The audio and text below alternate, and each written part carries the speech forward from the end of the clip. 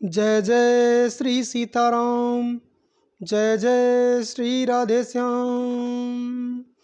मंगल भवन अमंगल हारी, द्रवहु सुदशरथ अजीर बिहारी। श्री राम जय राम जय जय राम। सुनु नृप विविध जतन जग माही, कष्ट साध्य पुनि होहि कि नाही। आई एक अति सुगम उपाय, तहाँ परंतु एक कठिनाई। मम आधीन जुगुति नृप सोई, मोर जाब तब नगर न होई। आजु लगे अरु जब ते भयउँ, काहू के गृह ग्राम न गयउँ। जौं न जाऊँ तब होई अकाजू, बना आई असमंजस आजू। सुनी महिष बोलेउ मृदु बानी, नाथ निगम असी नीति बखानी। मित्रों, जब राजा प्रताप भानु जंगल में रास्ता भटक गए और कपट वेशधारी मुनि के पास गए, तो उस मुनि ने बातों में उलझाकर उन्हें अपने वश में कर लिया। और आगे की कथा आपने सुनी थी और उसके आगे की कथा अब आज सुनने जा रहे हैं। तपस्वी ने कहा, हे राजन सुनो, संसार में उपाय तो बहुत हैं, पर वे कष्ट साध्य हैं, और इस पर सिद्ध हों या ना हो। हाँ, एक उपाय बहुत सहज है, परंतु उसमें भी एक कठिनता है। अब राजा ने ये मांगा था कि मैं रोगहीन और युवा होकर 100 कल्प तक राज्य करूं, निष्कंटक, ऐसा मांगा था। तो उसी का उपाय बता रहा है वो कपटी वेशधारी मुनि। हे राजन, वह युक्ति तो मेरे हाथ है, पर मेरा जाना तुम्हारे नगर में नहीं हो सकता। जब से पैदा हुआ हूँ तब से आज तक मैं किसी के घर अथवा गांव नहीं गया, परंतु यदि नहीं जाता हूँ तो तुम्हारा काम बिगड़ता है। आज यह बड़ा असमंजस आ पड़ा है। यह सुनकर राजा कोमल वाणी से बोला, हे नाथ, वेदों में ऐसी नीति कही गई है कि बड़े स्नेह लघुन पर करहीं, गिरि निज सिरनि सदा तृण धरहीं। जलधि अगाध मालिपन केनु, संतति धरनि धरत सिर रेनु। बड़े स्नेह लघुन पर करहीं, जो बड़े लोग होते हैं वे छोटे लोगों पर स्नेह करते हैं। गिरि निज सिरनि सदा तृण धरहीं, पर्वत अपने सिरों पर सदा घास को धारण किए रहते हैं। जलधि अगाध मौलि बह फेनु, अगाध समुद्र अपने मस्तक पर फेन को अर्थात झाग को धारण करके रखता है, और धरती अपने सिर पर सदा धूल को धारण किए रहती है। मंगल भवन अमंगल हारी, द्रवहु सुदशरथ अजीर बिहारी। जानी नृप अस कहीं गए नरेश पद, स्वामी हो कृपाल। मोहि लागी दुख सहिस, प्रभु सज्जन दीन दयाल। ऐसा कहकर राजा ने मुनि के चरण पकड़ लिए और कहा, हे स्वामी, कृपा कीजिए, आप संत हैं, दीन दयालु हैं। हे प्रभु, मेरे लिए इतना कष्ट अवश्य सहिए। जय सिया राम जय जय सिया राम, जय सिया राम जय जय सिया राम। जानी नृपहि आपन आधीना, बोला तापस कपट प्रवीणा। सत्य कहूँ भूपति सुनु तोहि, जग नाहिन दुर्लभ कछु मोहि। अवसि काज मैं करी हूँ तोरा, मन तन बचन भगत तै मोरा। जोग जुगुति तप मंत्र प्रभाऊ, फलहि तबहि जब करिय दुराऊ। जौं नरेश मैं करऊँ रसोई, तुम परसहु मोहि जान न कोई। अन्न सो जोई जोई भोजन करई, सोई सोई तब आयसु अनुसरई। राजा को अपने अधीन जानकर कपट में प्रवीण तपस्वी बोला, हे राजन सुनो, मैं तुमसे सत्य कहता हूँ, जगत में मुझे कुछ भी दुर्लभ नहीं है। अर्थात अपने आप को वो सर्वशक्तिमान बता रहा है। और पहले उसने बताया ही है कि जब आदि सृष्टि उत्पन्न हुई तो जिस प्रकार से ब्रह्मा विष्णु महेश ये एक तन है, अर्थात ये कभी जिस प्रकार से ब्रह्मा विष्णु महेश हैं उसी तरह से मैं भी हूँ, ऐसा राजा को झूठा आश्वासन दिया। मैं तुम्हारा काम अवश्य करूँगा, तुम मन वाणी और शरीर से मेरे भक्त हो, पर योग युक्ति तप और मंत्र का प्रभाव तभी फलीभूत होता है जब वे छिपा कर किए जाते हैं। अब है तो कपट वेशधारी, परंतु बातें तो ज्ञान की कर रहा है। ये बात एकदम सही कह रहा है कि जो भक्ति है वो छिपाकर ही करना चाहिए, और युक्ति अर्थात कोई भी उपाय, किसी भी तरह की योजना आपने जो बनाई है उसको छुपा कर ही करना चाहिए। आपकी योजना कोई दूसरा जान जाएगा तो उसको असफल कर सकता है। और इसी प्रकार से मंत्र का जाप भी छिपा कर ही करना चाहिए। कभी ये नहीं कहना चाहिए कि मैं इतना मंत्र जप करता हूँ, इतना नाम जप करता हूँ। हे नरपति, मैं यदि रसोई बनाऊँ और तुम उसे परोसो और मुझे कोई जानने ना पावे, तो उस अन्न को जो जो खाएगा सो सो तुम्हारा आज्ञाकारी बन जाएगा। कह रहा है मैं बनाऊँगा भोजन और तुम उसको परोसना। पुण्य तिन के ग्रह जेवई जो, तब बस होई भूप सुनु जो, जाई उपाय रचऊ नृप एहू, संबत भरी संकल्प करेहू। यही नहीं, उन भोजन करने वालों के घर भी जो कोई भोजन करेगा, हे राजन सुनो, वो भी तुम्हारे अधीन हो जाएगा।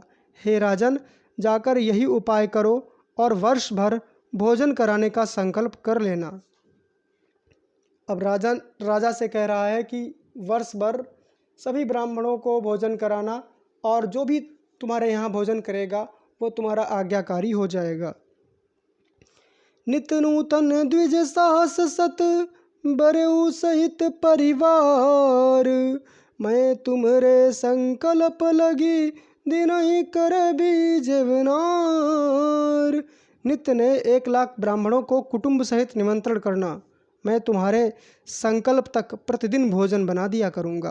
अर्थात 1 वर्ष तक मैं प्रतिदिन 1 लाख ब्राह्मणों का और उनके परिवार का भोजन बना दिया करूँगा। एहि विधि भूप कष्ट अति थोरे, होई हैं सकल विप्र बस तोरे, करियहि विप्र होम मख सेवा, तेहि प्रसंग साजहि बस देवा। और एक तोहि कहु लखाओ, मैं यही बेक न आऊ बकाऊ, तुम्हारे उपरोहित कहूँ राया, हरियानब मैं करी निज माया। तपबल तेहि करिया पुसमाना, रखियऊँ यहाँ बरख परवाना। मैं धरिता सुबे कुसुन राजा, सब विधि तोर संवारब काजा। हे राजन, इस प्रकार बहुत थोड़े से परिश्रम से सब ब्राह्मण तुम्हारे वश में हो जाएंगे। ब्राह्मण हवन यज्ञ और सेवा पूजा करेंगे तो उस प्रसंग से देवता भी सहजी वश में हो जाएंगे। मैं एक और पहचान तुमको बताए देता हूँ कि मैं इस रूप में कभी नहीं आऊँगा। हे राजन, मैं अपनी माया से तुम्हारे पुरोहित को हर लाऊंगा, तप के बल से उसे अपने समान बनाकर 1 वर्ष तक यहाँ रखूँगा। और हे राजन सुनो, मैं उसका रूप बनाकर सब प्रकार से तुम्हारा काम सिद्ध कर दूँगा। अब उसको पता है, उस कपट वेशधारी मुनि को ये पता है कि इनका जो पुरोहित है वो भी ब्राह्मण है, और उसको धर्म के बारे में पूरी जानकारी है कि राजा जो भी करेगा तो वो टोक सकता है। इसलिए वो क्या करेगा, सबसे पहले उसको बंदी बनाएगा। गए निसी बहुत शयन अब कीजे, मुहि तो ही भूप भेंट दिन तीजे, मैं तप बल तो ही तुरग समेता, पहुँचई हूँ सोवत ही निकेता। हे राजन, रात बहुत बीत गई है, अब सो जाओ। आज से तीसरे दिन मुझसे तुम्हारी भेंट होगी। तप के बल से मैं घोड़े सहित तुमको सोते ही घर पहुंचा दूंगा। 70 योजन यहाँ से 840 किलोमीटर राजा का जो घर है वो है, और वहाँ तक पहुँचाएगा, ये सोते ही पहुँचा देगा। मैं आऊ बसोई बेखुदरी, पहचानूं तब माए, जब एकांत बोलाई सब कथा सुनावो तो है। मैं वही पुरोहित का वेश धरकर आऊँगा, जब एकांत में तुमको बुलाकर सब कथा सुनाऊंगा तो तुम मुझे पहचान लेना। अर्थात जो राजा का पुरोहित है उसका वेश बनाकर माया से ये जाएगा।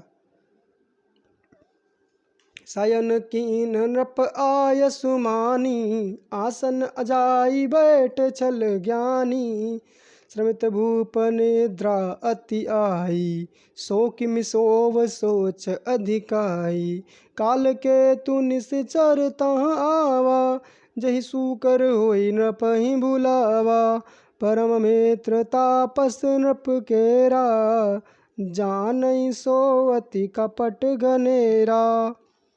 राजा ने आज्ञा मानकर शयन किया अर्थात सो गया, और वह कपटी ज्ञानी आसन पर जा बैठा। राजा थका था, उसे खूब गहरी नींद आ गई, पर वह कपटी कैसे सोता, उसे तो बड़ी चिंता हो रही थी। उसी समय वहाँ काल केतु राक्षस आया, जिसने सुअर बनकर राजा को भटकाया था। वह तपस्वी राजा का बड़ा मित्र था और खूब छल प्रपंच जानता था।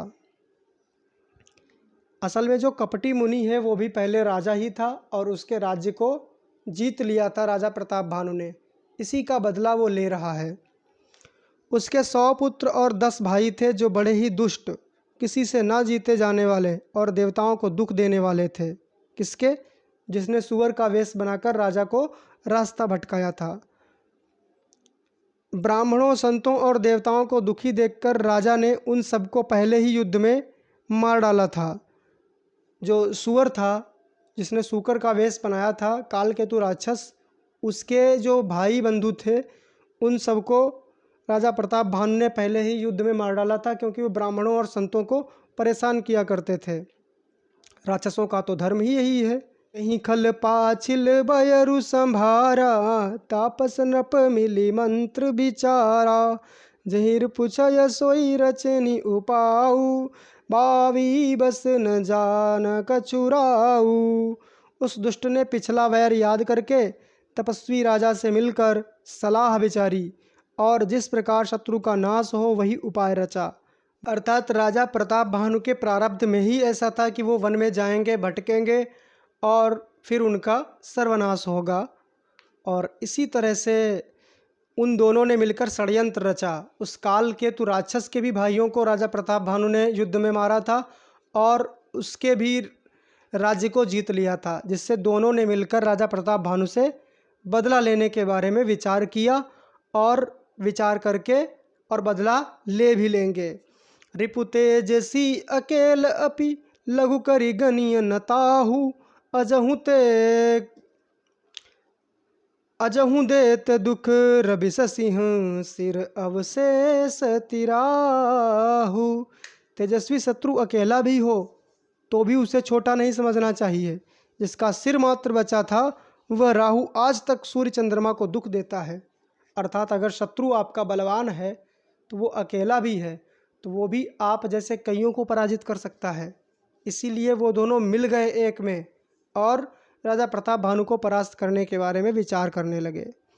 तापस नप निज सकहि निहारी, हरसि मिलऊ उठी भयउ सुखारी, मित्र कही सब कथा सुनाई, जातु धान बोला सुख पाई। अब साधु रिपु सुनहु नरेसा, जो तुम कीन मोर उपदेशा, परिहर सोच रहो तुम सोई, बिनु औषध बियाधि विधि खोई। कुल समेत रिप मूल बहाई, चौथे दिवस मिलब में आई। तापस नृपहि बहुत परितोषी, चला माँ कपटी अति रोषी। श्री राम जय जय राम, श्री राम जय जय राम। तपस्वी राजा अपने मित्र को देखकर प्रसन्न हो उठा और उससे मिलकर सुखी हुआ। उसने मित्र को सब कथा कह सुनाई। तब राक्षस आनंदित होकर बोला, हे राजन सुनो, जब तुमने मेरे कहने के अनुसार इतना काम कर लिया तो अब मैंने शत्रु को काबू में कर ही लिया है। तुम अब चिंता त्याग के सो जाओ। विधाता ने बिना ही दवा के रोग दूर कर दिया है। अब मैं आगे निपट लूँगा, इतना काम तुमने कर दिया। कुल सहित शत्रु को जड़ मूल से उखाड़ कर बहाकर चौथे दिन मैं तुमसे आ मिलूँगा। तपस्वी राजा को खूब दिलासा देकर वह महामायावी और अत्यंत क्रोधी राक्षस चला। अर्थात जो वो राजा था जिसने कपटी का वेश बना लिया था, आधा काम उसने कर दिया और आधा काम अब ये कर देगा। भानु प्रताप ही बाजी समेता, पहुँचाए सिछन माझ निकेता। नृपहि नारी पहि शयन कराई, हय ग्रह बांधे सी बाजी बनाई। उसने प्रतापवान राजा को घोड़े सहित क्षण भर में अपनी माया से पहुंचा दिया। राजा को रानी के पास सुलाकर घोड़े को अच्छी तरह से घुड़साल में बांध दिया।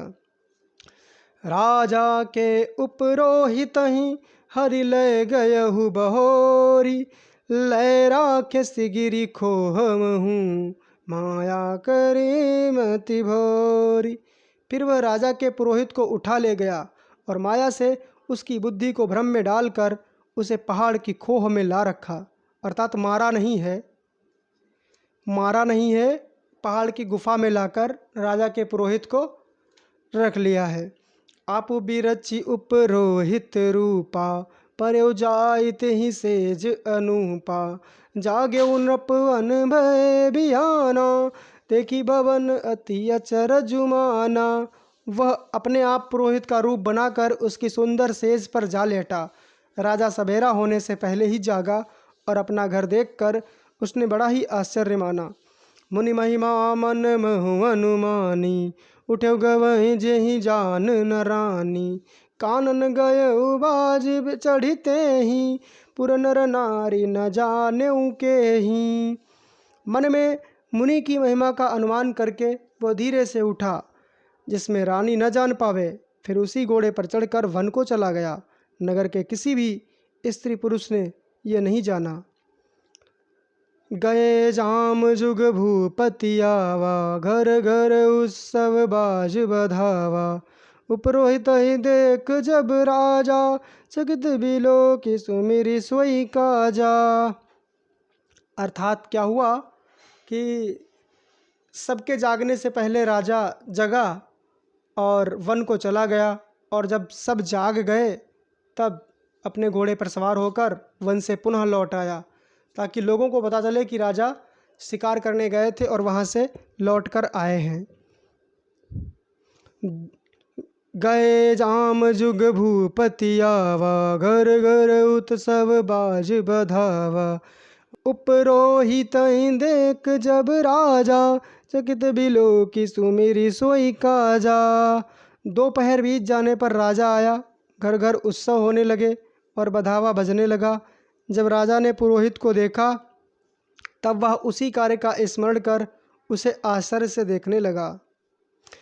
जुग समन पहि गए दिन तीनी, कपटी मुनि पद रत मति लीनी। समय जानी उपरोहित आवा, न पहि मते सब कहीं समुझावा। राजा को 3 दिन युग के समान बीते। उसकी बुद्धि कपटी मुनि के चरणों में लगी रही। निश्चित समय जानकर पुरोहित आया और राजा के साथ की हुई गुप्त सलाह के अनुसार सब विचार उसे समझाकर कह दिए। असल में वो पुरोहित कालकेतु राक्षस ही था।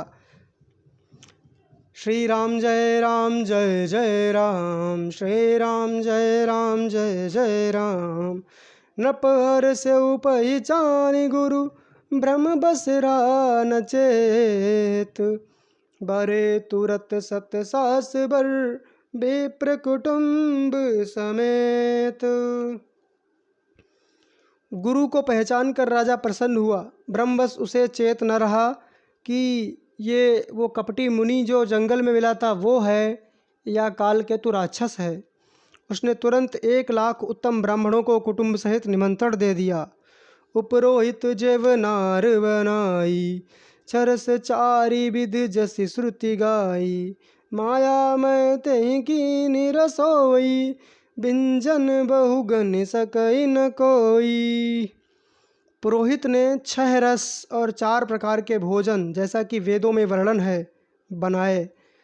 उसने मायामयी रसोई तैयार की और इतने व्यंजन बनाए जितने कोई गिन भी नहीं सकता। इतने प्रकार के व्यंजन उसने बनाए अपनी माया से। अब राजा को यहाँ पर यह समझना चाहिए था कि भोजन बनाने का काम तो रसोइये का होता है, तो फिर ये हमारे पुरोहित का वेश क्यों बनाएगा। अगर भोजन ही बनाना था तो रसोइये को हर ले जाता और रसोइये का भोजन बनाता। ये बात राजा समझ नहीं पाए।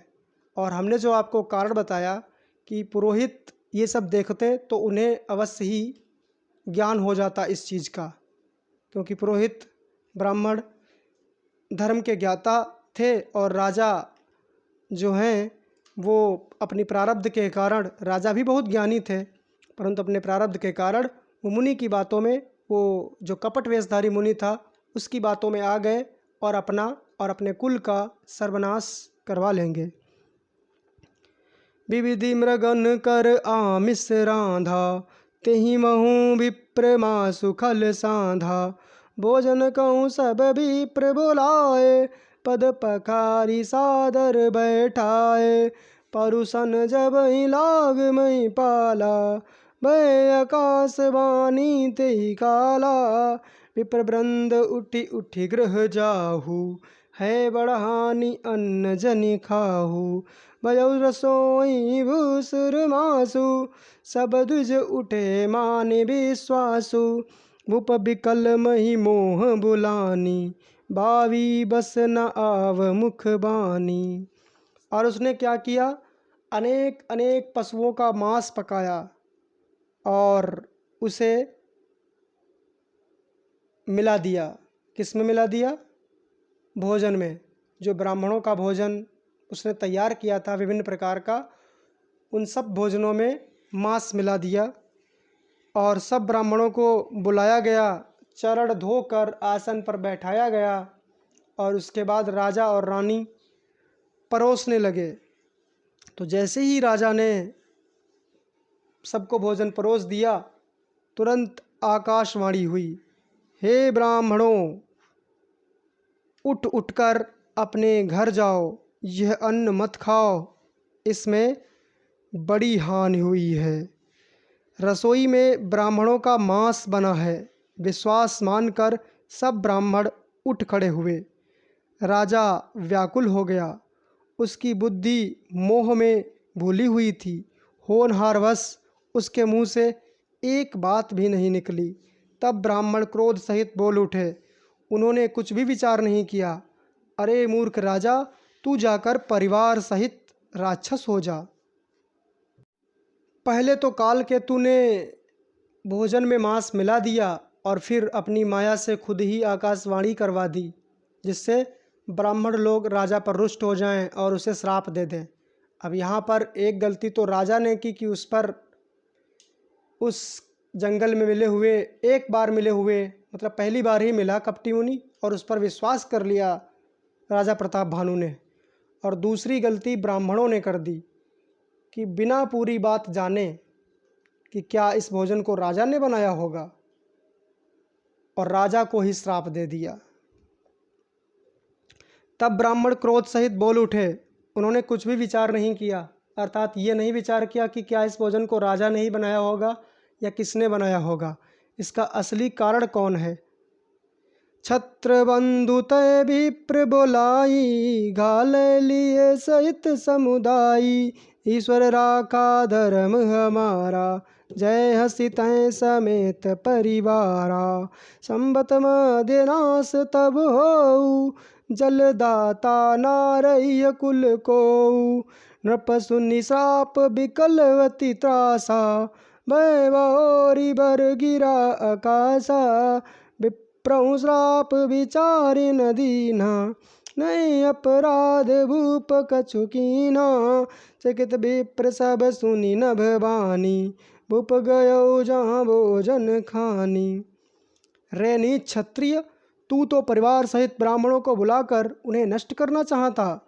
ईश्वर ने हमारे धर्म की रक्षा की, अब तू परिवार सहित नष्ट हो जा।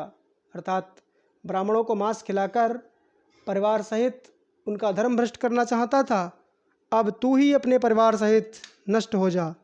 1 वर्ष के भीतर तेरा नाश हो जाए, तेरे कुल में कोई पानी देने वाला तक नहीं रहेगा। शाप सुनकर राजा भय के मारे अत्यंत व्याकुल हो गया। फिर सुंदर आकाशवाणी हुई। अब जो आकाशवाणी हुई ये सत्य आकाशवाणी हुई। हे ब्राह्मणों, तुमने विचार कर श्राप नहीं दिया, राजा ने कुछ भी अपराध नहीं किया। आकाशवाणी सुनकर जब सब ब्राह्मण चकित हो गए, तब राजा वहाँ गया जहाँ भोजन बना था। देखा तो वहाँ ना तो भोजन था, ना वो ब्राह्मण ही था जो पुरोहित के वेश में आया था, कालकेतु राक्षस। तब राजा मन में अपार चिंता करता हुआ लौटा। उसने ब्राह्मणों को सब वृत्तांत सुनाया और बड़ा ही भयभीत और व्याकुल होकर पृथ्वी पर गिर पड़ा। अब तो श्राप मिल चुका, अब कैसे काम चलेगा। तो राजा बहुत ही भयभीत हो गया और पृथ्वी पर गिर पड़ा। भूपति भावी मिटई नहीं, यद्यपि न दूषण तोर। किए अन्यथा होई नहीं, विप्र श्राप अति घोर। हे राजन, तुम्हारा दोष तो नहीं है, फिर भी होनहार नहीं मिटता। ब्राह्मणों का श्राप बहुत ही भयानक होता है, ये किसी तरह भी टल नहीं सकता। अस कहीं सब मही देव सिधाए, समाचार पुर लोगन पाए। सोचहि दूषण दय वही देही, बिरचत हंस काग किय जेही। उपरोहितहि भवन सि पहुँचाई, असुर तापसहि खबरि जनाई। तेहि खल जहाँ तहाँ पत्र पठाए, सज सज सेन भूप सब धाये। ऐसा कहकर सब ब्राह्मण चले गए। नगरवासियों ने जब यह समाचार पाया तो वे चिंता करने और विधाता को दोष देने लगे। जिसने हंस बनाते बनाते कौवा कर दिया, ऐसे पुण्यात्मा राजा को देवता बनाना चाहिए था और राक्षस बना दिया।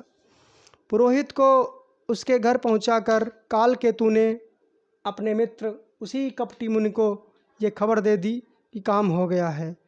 उस दुष्ट ने जहाँ तहाँ पत्र भेजे, जिससे सब वैरी राजा सेना सजा सजा कर चढ़ दौड़े।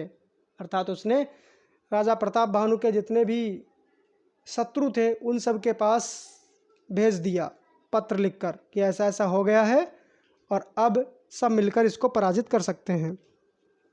घेरे निनगर निशान बजाई, विविध भांति नित होई लड़ाई। जूझे सकल सुभट करी करनी, बंधु समेत परेउ नप धरनी। और उन्होंने डंका बजाकर नगर को घेर लिया। जिस राजा प्रताप भानु ने अकेले ही सबको परास्त कर दिया था, आज सभी उसी को घेर चुके हैं। नित्य प्रति अनेक प्रकार से लड़ाई होने लगी। प्रताप भानु के सब योद्धा युद्ध में जूझ मरे। राजा भी भाई सहित युद्ध में मर गया और सत्यकेतु के कुल में कोई नहीं बचा। ब्राह्मणों का श्राप झूठा कैसे हो सकता था। शत्रु को जीतकर नगर को बसाकर सब राजा विजय और यश पाकर अपने अपने नगर को चले गए। अर्थात सब राजाओं ने मिलकर राजा प्रताप भानु को हरा दिया। सत्यकेतु कुल को नहीं बाँचा, विप्र श्राप किमि होई असाचा। रिपुजिति सब नृप नगर बसाई, निजपुर गवने जय जसु पाई। भरद्वाज सुनु जाई जब, होई विधाता बाम। तूरी मेरु सम जनक जम, ताहि ब्याल समदाम। याज्ञवल्क्य जी कहते हैं, हे भरद्वाज सुनो, विधाता जब जिसके विपरीत होते हैं तब उसके लिए धूल सुमेर पर्वत के समान भारी और कुचल डालने वाली, पिता यमराज के समान और रस्सी सांप के समान हो जाती है। अर्थात जिसका समय उल्टा होता है वो धूल पर गिरने से भी मर सकता है और कभी उसका पिता भी उसको मार सकता है। मतलब सारी परिस्थितियां विपरीत ही हो जाती हैं। काल पाई मुनि सुन सोई राजा, भयो निशाचर सहित समाजा। 10 सिर ताई 20 भुज दंडा, रावण नाम वीर बरिबंडा। हे मुनि, याज्ञवल्क्य जी कह रहे हैं, हे मुनि सुनो, समय पाकर वही राजा परिवार सहित रावण नामक राक्षस हुआ। उसके 10 सिर और 20 भुजाएं थीं और वह बड़ा ही प्रचंड सूरवीर था। अभी भगवान के अवतार की कथाएं चल रही हैं कि भगवान कब कब अवतार लेते हैं और किस किस अवतार में कौन कौन रावण बनता है। भगवान तो एक ही रहते हैं, भगवान तो एक ही हैं ही, और हर बार रावण बदल जाता है। भूप अनुज अरिमर्दन नामा, भयो सो कुंभकर्ण बलधामा। सचिव जो रहा धर्म रुचि जासु, भयो विमात्र बंधु लघुतासु। नाम विभीषण जेहि जग जाना, विष्णु भगत विज्ञान निधाना।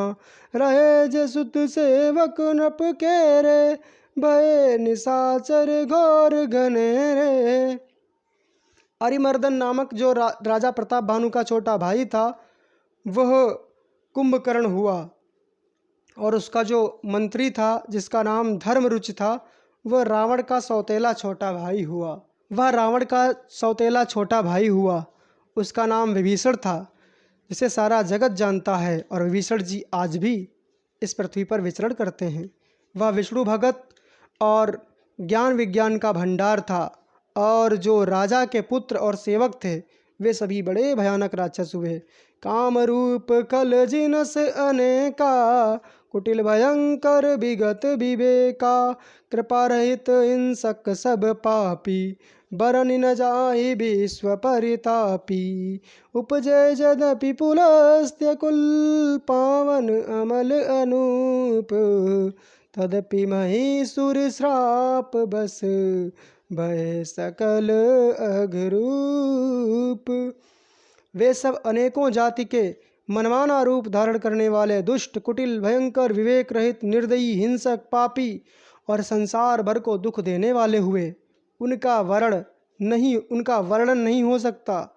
यद्यपि वे पुलस्त ऋषि के पवित्र, निर्मल और अनुपम कुल में उत्पन्न हुए, तथापि ब्राह्मणों के श्राप के कारण वे सब पाप रूप हुए।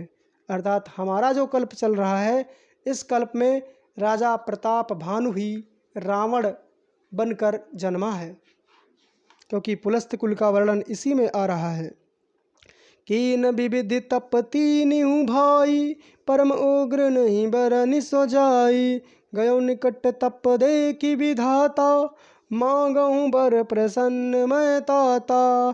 तीनों भाइयों ने अनेक प्रकार की बड़ी ही कठिन तपस्या की, जिसका वर्णन नहीं हो सकता।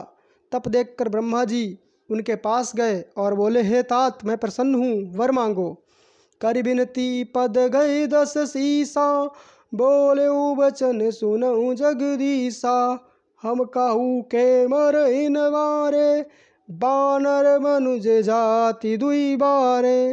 रावण ने विनय करके चरण पकड़कर कहा, हे जगदीश्वर सुनिए, वानर और मनुष्य इन 2 जातियों को छोड़कर हम किसी और के मारे न मरें, ऐसा वरदान दीजिए।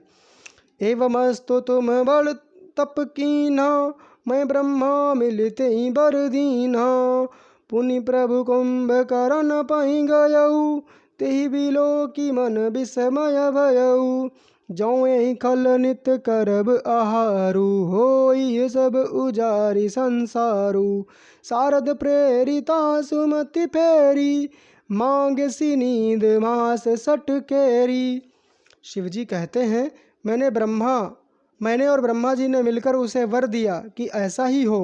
तुमने बड़ा तप किया है, फिर ब्रह्मा जी कुंभकर्ण के पास गए। उसे देखकर उनके मन में बड़ा आश्चर्य हुआ। जो यह दुष्ट नित्य आहार करेगा तो सारा संसार ही उजाड़ हो जाएगा। ब्रह्मा जी ने सरस्वती को प्रेरणा करके उसकी बुद्धि फेर दी। उसने 6 महीने की नींद मांगी।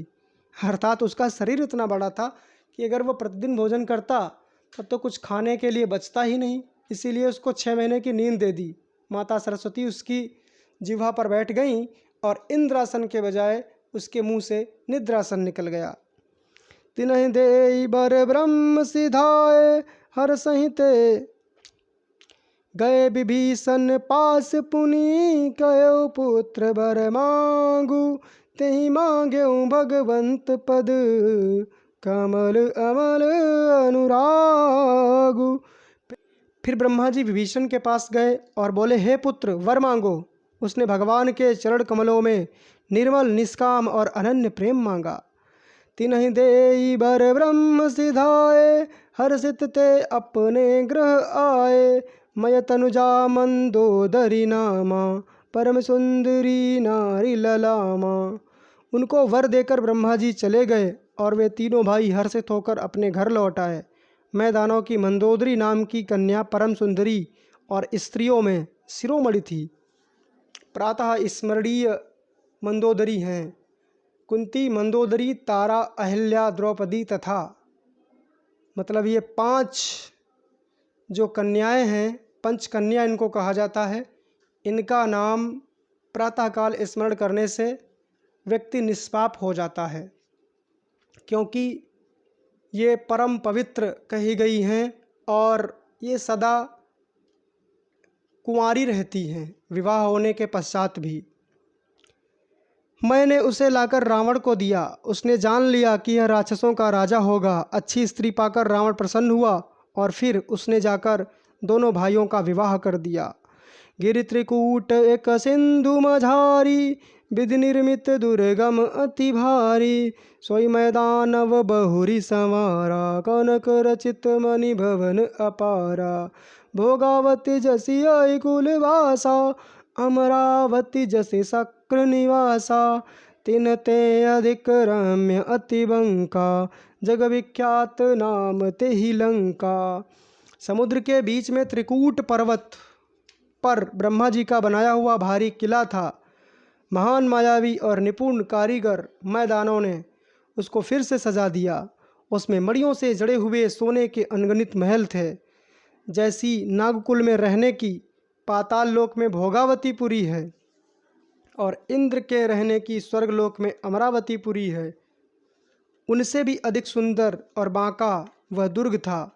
जगत में उसका नाम लंका प्रसिद्ध हुआ, जो कि आजकल श्रीलंका नाम से जाना जाता है।